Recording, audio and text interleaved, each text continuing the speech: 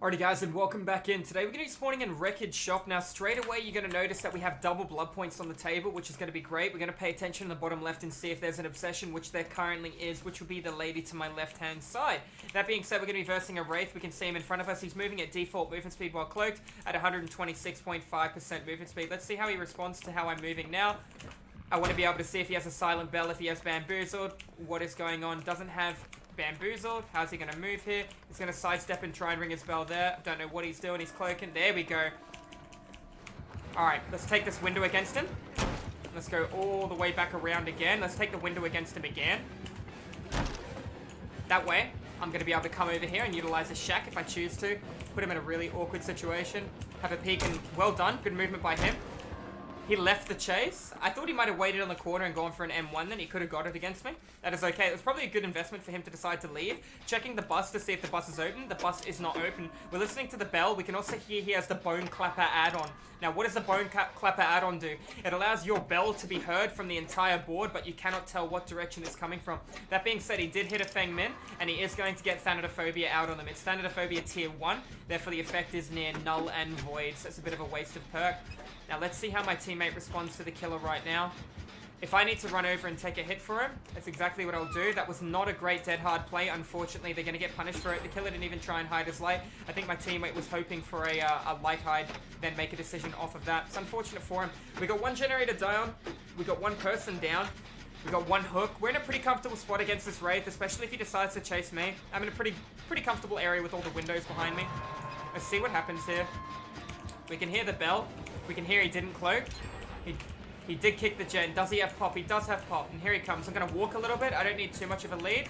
Looks like he's... Oh, he is coming this way.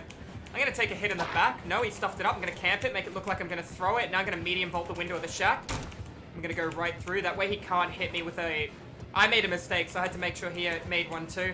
Let's come around here. Let's take the vault.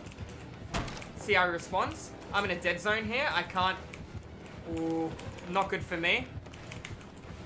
Was able to get away with that. Unfortunately, I'm going to get punished right now, depending on how he moves. A lot of baits had to come into play then as well. Turned out pretty well in our favor. Now, I know he got regression on my gen. The other player has been saved. Looks like my gen has been tapped too, and he's going to be chasing what appears to be a Nia. She used the pallet early, unfortunately. We learned that the killer doesn't have enduring, though. That's good. The God bus isn't open. I can take him all the way back here if that's what he wants.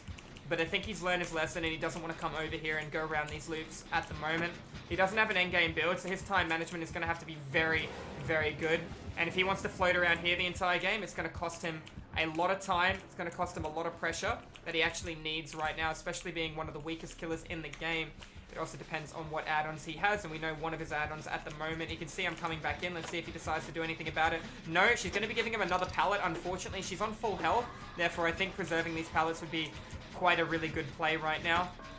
He's ringing his bell. I don't know where he went. I saw movement to the left then, and it disappeared. I should be able to make the loop that I have over here. Remember, it does take the Wraith 3 seconds to ring his bell.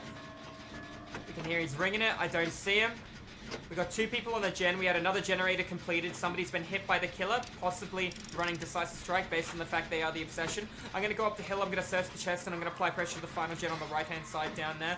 Depending on what the killer does right now, time management is going to be very crucial. You got to keep in mind, utilizing pallets in the middle of the map can be very bad for your team, especially if it comes to the late game. Now, it is late game because there's only one gen left. Even though the gens have been done at an incredible rate, it was still classified as late game gameplay right now. I'm going to quickly animation cancel the chest with a Shift W left click to grab the item quicker. I have a toolbox. I'm going to hold on to it.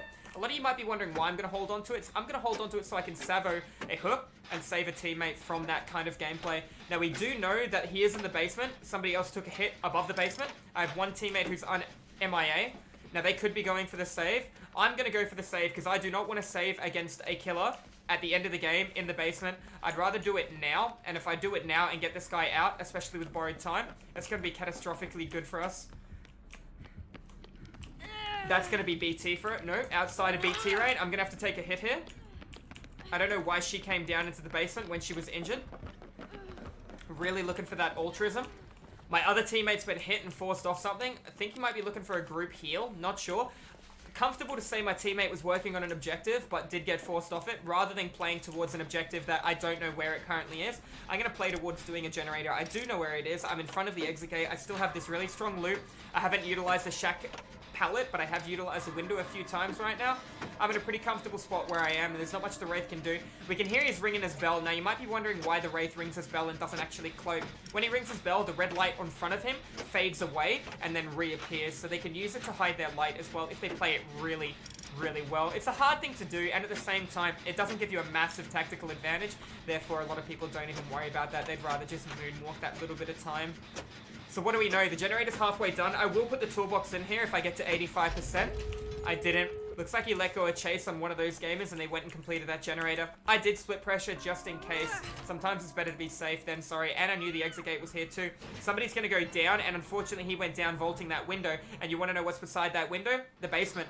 Now, based on this kind of thing, knowing how close you were to the end of the game, you kind of want to loop the killer away from the basement, because the killer has no reason to leave the basement, because the end of the game is here. So you could be facing a killer that decides to proxy camp the basement and puts us in a really bad situation. I am exhausted. I should walk a little bit to get my dead hard back, but at the same time, if I can save this guy from being basemented, that'd be really good. She's going for the flashlight blind, and she nailed it. Well done. Very impressive. Other person's already over there. I can't get behind in time. Looks like I'm going to take a hit in the back here anyways. Was unable to spin him, and I ran very poorly, so I'm going to need a helper here. Can I have some help, beautiful? Thank you. Unfortunately, I stuffed my spin up and it almost cost me right then. I would have had to make a play around something else because I did spin a little bit too far away rather than running for the exit because I was unsure. Anyways, guys, that's going to be an educational, informative rank 1 survivor game with 1 duo partner and the other 2 solo. If you enjoyed the video, make sure you hit that subscribe button. I do educational, informative DVD killer content 5 days a week over at Twitch if you guys want to tune into the live streams. Anyways, guys, thank you all for watching. Make sure you hit that subscribe button and I'll see you in the fog in the next video. Have a good one.